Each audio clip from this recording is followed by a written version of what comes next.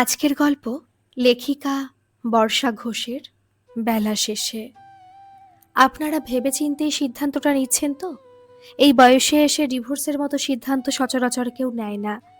উকিলের প্রশ্ন শুনে দৃঢ়কণ্ঠে উত্তর দিল মঞ্জিমা। সিদ্ধান্তটা যখন নিয়েছি ভেবেচিন্তেই নিয়েছি। আপনি শুধু বলুন কোথায় সই করতে হবে। বিয়ের ৩০ বছরের সংসার, এতদিন পরে এমন সিদ্ধান্ত নেওয়ার জন্য অনেকের কাছেই অনেক কথা শুনতে হয়েছে তাকে। ছেলেরা পর্যন্ত প্রশ্ন করেছে, মা, এই বয়সে এসব ছেলে মানুষই না করলে কি চলছিল না? কিন্তু মঞ্জিমা জানতো এটা কোনো হঠকারিতা নয়। প্রায় ৩০ বছর ধরে সে মনে মনে ঠিক করে রেখেছিল একদিন এই সম্পর্ক থেকে সে মুক্তি নেবে। আজ তার বয়স ৫৫, রথিনবাবুর ৬৫। বহু বছর আগেই তারা এই সিদ্ধান্ত নিতে চেয়েছিল, কিন্তু একমাত্র ছেলে বরুণের মুখের দিকে তাকিয়ে বারবার পিছিয়ে যেতে হয়েছে। ঘটনার শুরু অনেক বছর আগে। দুই পরিবারের পছন্দে বিয়ে হয়েছিল মঞ্জিমা ও রথিনের। প্রথম দিকে সবকিছুই স্বাভাবিক ছিল, সুখেই কাটছিল দিনগুলো। কিন্তু বরুণ জন্মানোর কিছুদিন পর থেকেই মঞ্জিমা স্বামীর মধ্যে অদ্ভুত পরিবর্তন লক্ষ্য করতে শুরু করে। মঞ্জিমা বরুণের প্রতি অবহেলা শুরু হতে থাকে রথিনের। কোনো কথা বলতে গেলে অল্পে রেগে যায়। শাশুড়ি কমলা দেবীও তার ছেলেকে বোঝানোর চেষ্টা করেছিল, কিন্তু মায়ের সাথেও রাগান্বিত স্বরে কথা বলতো বরুণ। এই নিয়ে প্রায়শই মঞ্জিমার সঙ্গে ঝামেলা হতো রথিনের। হঠাৎ একদিন ঝামেলার সময় রথিনের মুখ থেকে বেরিয়ে যায় কথাগুলো, রথিন আসলে তাকে নিজের ইচ্ছায় বিয়ে করেনি। বিয়ের আগে রথিনের জীবনে ইপ্সিতা নামে এক মেয়ে ছিল। তারা একে অপরকে ভালোবাসতো, কিন্তু রথিনের মা কমলা দেবী সেই সম্পর্ক মেনে নেয়নি। অনেক আগে থেকে তিনি তার এক আত্মীয়র মেয়েকে পুত্রবধূ করার কথা দিয়ে রেখেছিলেন। যেদিন রথিন মায়ের কাছে নিজের ভালোবাসার কথা জানায়, সেদিন কমলা দেবী স্পষ্ট জানিয়ে দেন এই সম্পর্ক তিনি কোনোদিন মেনে নেবেন না। শুধু তাই নয়, তিনি ছেলেকে মাথার দিব্যি দেন। মায়ের কথা অমান্য করার সাহস রথিনের ছিল না। শেষ পর্যন্ত মায়ের ইচ্ছাতেই মঞ্জিমাকে বিয়ে করতে বাধ্য হয় সে। বিয়ের পরে কয়েক বছর কোনো সমস্যা হয়নি। রথিন চেষ্টা করেছিল অতীত ভুলে নতুন জীবন শুরু করতে, কিন্তু সময়ের সঙ্গে সঙ্গে তার ভেতরের অস্বস্তি যেন বাড়তেই থাকে। বরুণ জন্মানোর পর মঞ্জিমা লক্ষ্য করে রথিন সংসারের প্রতি উদাসীন হয়ে পড়ছে। প্রায় দেরি করে বাড়ি ফেরা, সন্তানের প্রতি অনীহা, পরিবারের দায়িত্ব থেকে নিজেকে সরিয়ে রাখা সবকিছুই চোখে পড়তে থাকে। বরুণ অসুস্থ হলে সারা রাত জেগে তাকে সামলাতো মঞ্জিমা একাই। এই নিয়ে শাশুড়ির কাছে অভিযোগ করলেও কমলা দেবী বলতেন, অফিসের কাজের চাপ আছে, আর কটা দিন যাক, সব ঠিক হয়ে যাবে। কিন্তু কিছুই ঠিক হয়নি। বরং একদিন তীব্র ঝগড়ার সময় রথিন বলে ফেলেছিল, এই সম্পর্কটা নিয়ে আমি ভীষণ বিরক্ত। মায়ের কথায় বিয়ে করে আমার জীবনটাই নষ্ট হয়ে গেছে। যাকে ভালোবাসতাম তাকে বিয়ে করতে পারলে আজ জীবনটা অন্যরকম হতো। কথাগুলো মঞ্জিমার হৃদয়ে ছুরির মতো বিঁধেছিল। সেদিন আর কোনো উত্তর দেয়নি সে। পরদিন সকালে নিজের আর ছোট্ট বরুণের জামাকাপড় গুছিয়ে বাবার বাড়ি চলে যায়। সেখানে গিয়ে সবকিছু খুলে বলে বাবা মাকে। জানিয়ে দেয় সে আর শ্বশুর বাড়িতে ফিরবে না। এদিকে কমলা দেবী ছেলেকে বলেন বৌমা আর নাতিকে ফিরিয়ে আনতে। তখন রথিন ক্ষোভে বলে ওঠে, মা, তোমার একটা ভুলের জন্য দুটো মানুষের জীবন নষ্ট হয়ে গেল। কমলা দেবী অবাক হয়ে বলেন, আমি তোদের ভালো চেয়েছিলাম। এরপর তিনি জানতে চান রথিন কেন আবার পুরনো সম্পর্কের দিকে ফিরে যাচ্ছে। রথিন দীর্ঘশ্বাস ফেলে বলে, আমি কোনো পুরনো সম্পর্কে জড়াইনি। ইপ্সিতার বাবা হঠাৎ খুব অসুস্থ হয়ে পড়েছিলেন। এখানে ওদের তেমন কেউ নেই। মানুষ হিসেবে সাহায্য করাটা কি অপরাধ? ইপ্সিতার জায়গায় অন্য কেউ থাকলেও আমি একই কাজ করতাম, কিন্তু ততক্ষণে অনেক দেরি হয়ে গেছে। এদিকে বাবার জন্য কাঁদতে কাঁদতে অস্থির হয়ে উঠেছিল ছোট্ট বরুণ। সারাক্ষণ বাবাকে খুঁজত। মঞ্জিমার বাবা মাও তাকে বোঝানোর চেষ্টা করেন, নিজের কথা না ভাবলেও ছেলেটার কথা ভেবে দেখ। শেষ পর্যন্ত রথিন নিজেই শ্বশুর বাড়িতে আসে। বাবাকে দেখেই বরুণ ছুটে গিয়ে জড়িয়ে ধরে কান্নায় ভেঙে পড়ে। সেদিন দীর্ঘক্ষণ কথা হয় রথিন ও মঞ্জিমার মধ্যে। মঞ্জিমা স্পষ্ট জানিয়ে দেয়, এই সম্পর্ক আর আমার পক্ষে টেনে নিয়ে যাওয়া সম্ভব নয়। রথিন শান্ত গলায় বলেছিল, তুমি যদি আমাকে ক্ষমা নাও করতে পারো, অন্তত ছেলেটার মুখের দিকে তাকিয়ে ফিরে চলো। আমি চাই না আমাদের সমস্যার জন্য ওর ভবিষ্যৎ নষ্ট হোক। মঞ্জিমা তখন একটি স্কুলের শিক্ষিকা। সন্তানের কথা ভেবে শেষ পর্যন্ত ফিরে যায়, কিন্তু মঞ্জিমা জানায় নিজের ভরণ পোষণ নিজেই সে নেবে, স্বামী স্ত্রী হিসেবে নয়। একই বাড়িতে থেকেও তারা আলাদা ঘরে থাকতে শুরু করে। দিন মাস বছর কেটে যায়, বরুণ বড় হতে থাকে। তার মনে বারবার প্রশ্ন জাগে, বাবা মা আলাদা ঘরে থাকে কেন? কিন্তু সে কোনোদিন সেই উত্তর পায়নি। মঞ্জিমা আর রথীন দুজনেই সিদ্ধান্ত নিয়েছিল, বরুণ বড় হবে, নিজের পায়ে দাঁড়াবে, তারপর তারা এই সম্পর্ক থেকে মুক্তি নেবে। সেই প্রতীক্ষার শেষ আজ। বহু বছরের যন্ত্রণাময় সম্পর্কের ইতি টানতে আজ তারা আদালতে এসেছে। ডিভোর্সের কাগজে সই করতে গিয়ে মঞ্জিমার হাতটা হালকা কেঁপে উঠল। একটা ভুল বোঝাবুঝি, কিছু অব্যক্ত কথার গভীর অভিমান একটা সম্পর্ককে কোথায় এনে দাঁড় করিয়েছে। কত সুন্দর মুহূর্ত, কত মূল্যবান সময় নষ্ট হয়ে গেছে শুধুমাত্র অবিশ্বাসের কারণে। সবকিছু শেষ হওয়ার পর আদালত তাদের 6 মাস সময় দিল। আদালতের চত্বরের একপাশে শিমুল গাছের নিচে দাঁড়িয়েছিল রথীন আর মঞ্জিমা। বহু বছর পর তারা একে অপরের দিকে তাকালো। নীরবতা ভেঙে রথীন বলল, তাহলে এত বছরের তিক্ততার অবসান হতে চলেছে। মঞ্জিমা ধীর গলায় বলল, কথা ছিল ছেলে বড় হবে, প্রতিষ্ঠিত হবে, তারপর আমরা নিজেদের মতো করে বাকি জীবন কাটাবো। সেই সময়টা এসে গেছে। তাদের থেকে একটু দূরে দাঁড়িয়েছিল বরুণ আর তার স্ত্রী চৈতি। বিয়ের পর থেকে বরুণ ও চৈতি বহুবার চেষ্টা করেছে বাবা মাকে এক করার। যখন চৈতির সঙ্গে তার সম্পর্কের কথা জানিয়েছিল, তখন মঞ্জিমা আর রথীন দুজনেই পাশে দাঁড়িয়ে তাদের 4 হাত এক করে দিয়েছিল। নিজেদের সম্পর্কে যত সমস্যাই থাকুক, তারা কখনো ছেলেকে বাবা মায়ের অভাব অনুভব করতে দেয়নি। আজও বরুণ সেই চেষ্টাই করে চলেছে। তার মনে একটাই প্রশ্ন, এখনো তো 6 মাস সময় আছে। এই 6 মাসে কি বাবা মায়ের সমস্ত অভিমান দূর করা সম্ভব নয়? মায়ের হৃদয়ে জমে থাকা 30 বছরের কষ্ট কি কোনোদিন গলবে? রথীন প্রমাণ করতে পারবে যে সে কখনো প্রতারণা করেনি। শিমুল গাছের লাল ফুলগুলো নীরবে ঝরে পড়ছিল। হয়তো প্রকৃতিও অপেক্ষা করছিল এই সম্পর্কের শেষ পরিণতির জন্য। কিন্তু সত্যি কি সব শেষ? নাকি এই 6 মাসই তাদের জীবনের নতুন অধ্যায়ের সূচনা হতে চলেছে? বাজারের ব্যাগ হাতে মাছের দোকানের সামনে দাঁড়িয়েছিল মঞ্জিমা। হঠাৎ পাশের বাড়ির এক প্রতিবেশিনী এগিয়ে এসে বললেন, হ্যাঁ গো মঞ্জিমা, এসব কি শুনছি? তোমার আর রথীনের নাকি ডিভোর্স হয়ে যাচ্ছে। মঞ্জিমা কোনো উত্তর দেওয়ার আগেই মহিলা আবার বললেন, এতগুলো বছর সংসার করার পর এসব কি আর মানায়? পাড়ায় তো কানাঘুষো শুরু হয়ে গেছে তোমাদের নিয়ে। মঞ্জিমা শান্ত গলায় বলল, দেখো, এটা আমাদের ব্যক্তিগত বিষয়। এই ব্যাপারে কারো সঙ্গে আলোচনা করতে আমি রাজি নই। এরপর সে মাছ বিক্রেতার দিকে তাকিয়ে বলল, ওই 2 কেজি ওজনের কাতলাটা ভালো করে কেটে বেছে দিন। মাছওয়ালা অবাক হয়ে বলল, বৌদি, আজ এত বড় মাছ নিচ্ছেন? মঞ্জিমার মুখে মৃদু হাসি ফুটল।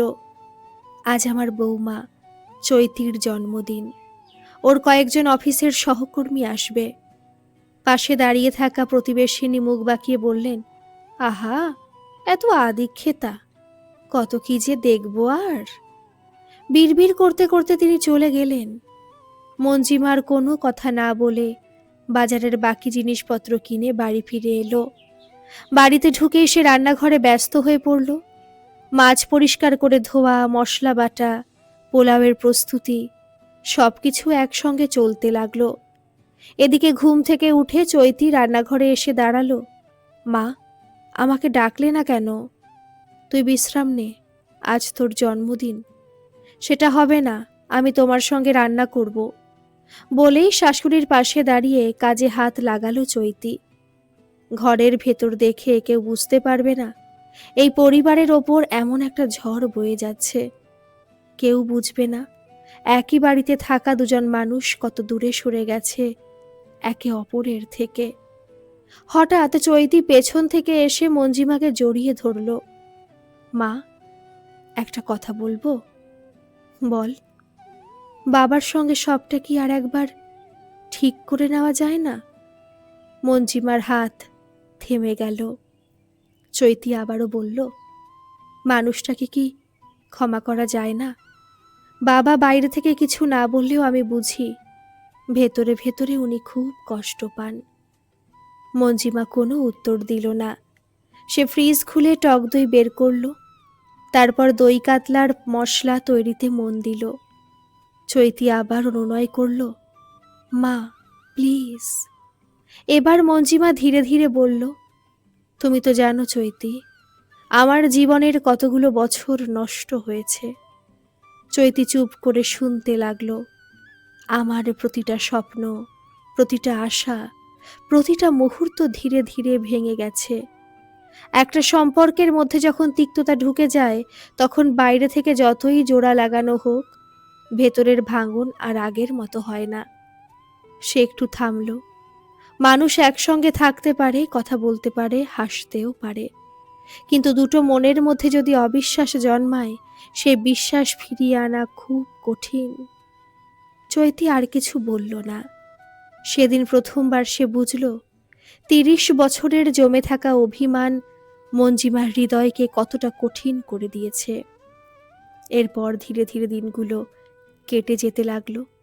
মঞ্জিমা চাকরি থেকে অবসর নিয়েছে। এখন তার দিনের বেশিরভাগ সময় কাটে নাতনি শ্রুতিকে নিয়ে। অন্যদিকে রথীনবাবু নিজের জগৎ নিয়ে ব্যস্ত। ভ্রমণ তার নেশা।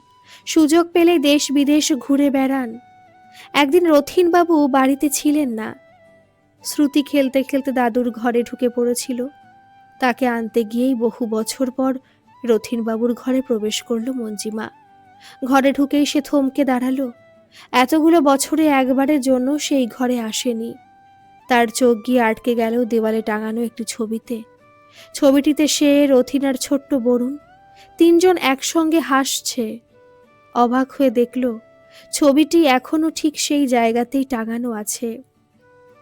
চারিদিকে তাকিয়ে আরো বিস্মিত হলো সে। ঘরের প্রতিটি জিনিস যেন তার পছন্দ মতো সাজানো। এক কোণে রাখা পুরনো ফুলদানি, বইয়ের তাকের উপর তার প্রিয় লেখকের বই, আর বিছানার পাশে রাখা একটি ছোট্ট রুমাল। মঞ্জিমার বুক কেঁপে উঠল। রুমালটি সে নিজ হাতে স্টিচ করে বিয়ের পর রথীনকে উপহার দিয়েছিল। এত বছর পরও সেটি যত্ন করে রেখে দিয়েছে রথীন। তার চোখ ভিজে উঠল।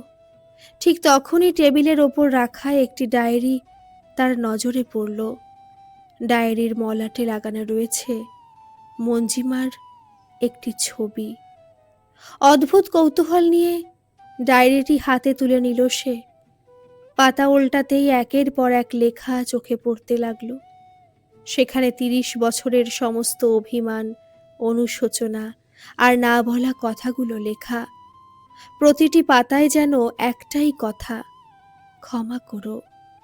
রথীন লিখেছে, মঞ্জিমার কোনো দোষ ছিল না, অন্যায়টা আমিই করেছি। একটা মানুষের জীবন নষ্ট করেছি। আরও লেখা ছিল, আমি কখনো তোমাকে প্রতারণা করিনি, কিন্তু তোমাকে বিশ্বাস করাতে পারিনি, সেটাই আমার সবচেয়ে বড় ব্যর্থতা। মঞ্জিমার চোখ ঝাপসা হয়ে গেল। শেষ পাতায় এসে তার হাত কেঁপে উঠল। সেখানে লেখা, যদি কোনোদিন আমি হারিয়ে যাই, আর যদি এই ডায়েরিটা তোমার হাতে পৌঁছায়, তাহলে একবার পড়ে দেখো, সব প্রশ্নের উত্তর পেয়ে যাবে। পারলে আমায় ক্ষমা করে দিও। মঞ্জিমার চোখ বেয়ে জল গড়িয়ে পড়ল। ঠিক সেই সময় দরজা খুলে ঘরে ঢুকলেন রথীনবাবু। মঞ্জিমাকে নিজের ঘরে দেখে তিনি বিস্ময়ে থমকে গেলেন, আর মঞ্জিমার হাত থেকে ডায়েরিটা পড়ে গেল মেঝেতে। দুজনের চোখে চোখ পড়ল। বহু বছরের নীরবতা যেন সেই মুহূর্তে কথা বলতে শুরু করল। কিন্তু এত বছরের দূরত্ব কি এত সহজে মুছে যাবে? ডায়েরির পাতায় লেখা অনুশোচনা কি মঞ্জিমার হৃদয়ের জমাট বাঁধা অভিমান গলাতে পারবে, নাকি ডিভোর্সই এই সম্পর্কের একমাত্র পরিণতি? রথীনবাবুকে ঘরে ঢুকতে দেখে মঞ্জিমা যেন হঠাৎ স্থির হয়ে গেল। তার হাতে ধরা ডায়েরিটা মেঝেতে পড়ে গেল। এতগুলো বছর ধরে জমে থাকা অভিমান, রাগ, কষ্ট আর না বলা কথাগুলো যেন একসঙ্গে বুকের মধ্যে এসে ভিড় করল। কিন্তু সে কিছুই বলতে পারল না, শুধু অঝরে চোখের জল গড়িয়ে পড়তে লাগল। রথীনবাবু নীরবে দাঁড়িয়ে রইলেন, তার মুখেও কোনো কথা নেই। কয়েক মুহূর্ত পর মঞ্জিমা নিচু হয়ে ডায়েরিটা তুলে রাখল, তারপর কোনো কথা না বলে ধীরে ধীরে নিজের ঘরে চলে গেল। দূর থেকে পুরো ঘটনাটা লক্ষ্য করেছিল চৈতি। সে বুঝতে পারল এতদিনের শক্ত হয়ে থাকা বরফে প্রথম ফাটল ধরেছে। নিজের ঘরে ফিরে মঞ্জিমা বিছানায় বসে পড়ল। ডায়েরির প্রতিটি শব্দ তার কানে বারবার ফিরে আসছিল। পারলে আমায় ক্ষমা করে দিও। কত সহজ একটা বাক্য, কিন্তু সেই ক্ষমা দিতে তার ৩০ বছর লেগে গেল কেন? সেদিন গভীর রাত পর্যন্ত মঞ্জিমার চোখে ঘুম আসেনি। শুধু অনুশোচনায়, স্মৃতিতে আর অশ্রুতে ভিজে গিয়েছিল বালিশ। পরের দিন সন্ধেবেলা ফোন এলো তাদের উকিলের কাছ থেকে।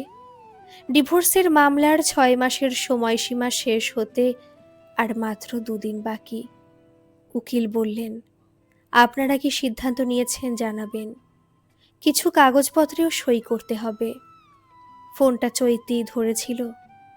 সে শান্ত গলায় বলল, আর ২ দিন পর আমরা আপনাকে সব জানাবো। ফোন রেখে চৈতি ২ কাপ চা নিয়ে মঞ্জিমার ঘরে গেল। দেখল মঞ্জিমা বিয়ের পুরনো ফটো অ্যালবাম খুলে বসে আছে। একটার পর একটা ছবি দেখছে। কখনো ছবির ওপর হাত বুলিয়ে দিচ্ছে, কখনো মৃদু হাসছে, আবার কখনো চোখ ভিজে উঠছে। চৈতির বুক ভরে গেল। এতগুলো বছরে সেই মানুষটাকে কখনো এভাবে কাঁদতে দেখেনি। সে বুঝতে পারল অভিমানের দেওয়াল ধীরে ধীরে ভাঙছে। সেদিন রাতে চৈতি রথীনবাবুর ঘরে গেল। বাবা, একটা কথা বলবো?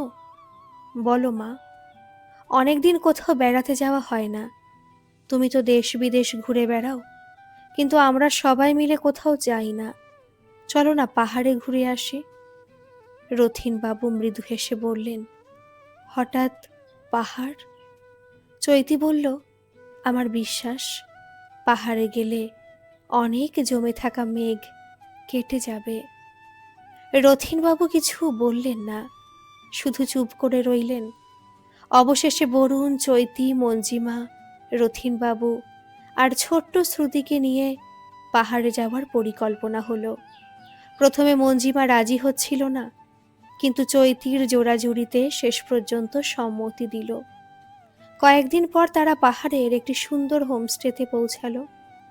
সামনের পাহাড়গুলো মেঘে ঢাকা, দূরে সবুজ বন, নিচে বয়ে চলেছে ছোট্ট নদী। প্রকৃতি যেন শান্তির এক আশ্রয়। এক বিকেলে বারান্দায় একা বসে পাহাড় দেখছিল মঞ্জিমা। ঠিক তখনই রথীনবাবু এসে তার সামনে বসলেন। কিছুক্ষণ দুজনেই চুপচাপ রইলেন। তারপর ধীরে ধীরে রথীনবাবু মঞ্জিমার হাতটা নিজের হাতে তুলে নিলেন। মঞ্জিমা হাত সরিয়ে নিল না। কাপা গলায় রথীনবাবু বললেন, বেলা শেষে কি আবার শুরু করা যায় না? মঞ্জিমার চোখে জল এসে গেল। রথীন আবারও বললেন, আমাদের জীবনের কত মূল্যবান দিন, কত সুন্দর মুহূর্ত হারিয়ে গেছে। যতদিন বেঁচে আছি বাকি সময়টুকু আর হারাতে চাই না। মঞ্জিমা নীরবে শুনছিল। আজ এতদিন পরে রথীনের কণ্ঠে সে সত্যিকারের অনুশোচনা অনুভব করল। ঠিক তখনই চৈতি ২ কাপ গরম কফি নিয়ে এসে তাদের সামনে রাখল। মৃদু হেসে বলল, আজ অনেকদিন পর মনটা একটু শান্ত লাগছে। রথীন বাবু আর মঞ্জিমা একে অপরের দিকে তাকিয়ে হালকা হাসলেন। ঠিক সেই সময় ছোট্ট শ্রুতি দৌড়ে এসে ঠাম্মাকে জড়িয়ে ধরল। তারপর দাদুর দিকে তাকিয়ে বলল, দাদু, ঠাম্মা, তোমরা দুজন একসঙ্গে বসে গল্প করছো, কত ভালো লাগছে। শিশুর সরল কথায় সবাই হেসে উঠল। সেই হাসির মধ্যে যেন ৩০ বছরের দূরত্ব একটু একটু করে মিলিয়ে যেতে লাগলো। পাহাড় থেকে ফিরে আসার পর নির্দিষ্ট দিনে তারা আদালতে গেল। উকিল সব কাগজপত্র প্রস্তুত রেখেছিলেন। তিনি শেষবারের মতো জিজ্ঞেস করলেন, আপনারা কি সিদ্ধান্ত নিয়েছেন? মঞ্জিমা একবার রথীনবাবুর দিকে তাকালো। রথীনবাবুও তার দিকে তাকিয়ে রইলেন। তারপর দুজনেই একসঙ্গে বললেন, আমরা ডিভোর্স চাই না। উকিল অবাক হয়ে হাসলেন। সেদিনই মামলাটি প্রত্যাহার করে নেওয়া হলো। আদালত থেকে বেরিয়ে আসার সময় মঞ্জিমা ধীরে ধীরে রথীনবাবুর পাশে এসে দাঁড়ালো। বহু বছর পর দুজন পাশাপাশি হাঁটল। জীবনের বেলা শেষের দিকে এসে তারা বুঝতে পেরেছিল, অভিমান মানুষকে দূরে সরিয়ে দেয়, কিন্তু ক্ষমা মানুষকে আবারও কাছে ফিরিয়ে আনে। কিছু সম্পর্ক ভেঙে যায় ভুল বোঝাবুঝিতে, আবার কিছু সম্পর্ক বেঁচে যায় একটি ক্ষমা আর একটি আন্তরিক অনুতাপের কারণে। বেলা শেষে দাঁড়িয়ে তারা দুজন উপলব্ধি করেছিল, জীবনের সবচেয়ে বড় প্রাপ্তি জয় নয়, ক্ষমা সবচেয়ে বড় সুখ। নতুন কাউকে পাওয়া নয়, হারিয়ে যাওয়া মানুষটাকে আবার ফিরে পাওয়া। আর তাই জীবনের শেষ অধ্যায়ে এসে তারা নতুন করে শুরু করলো তাদের অসমাপ্ত গল্প। গল্পটি কেমন লাগলো অবশ্যই কমেন্ট করে জানাবেন বন্ধুরা। আর যারা এখনো সাবস্ক্রাইব করেনি তারা প্লিজ একটা সাবস্ক্রাইব করে দেবেন। ধন্যবাদ।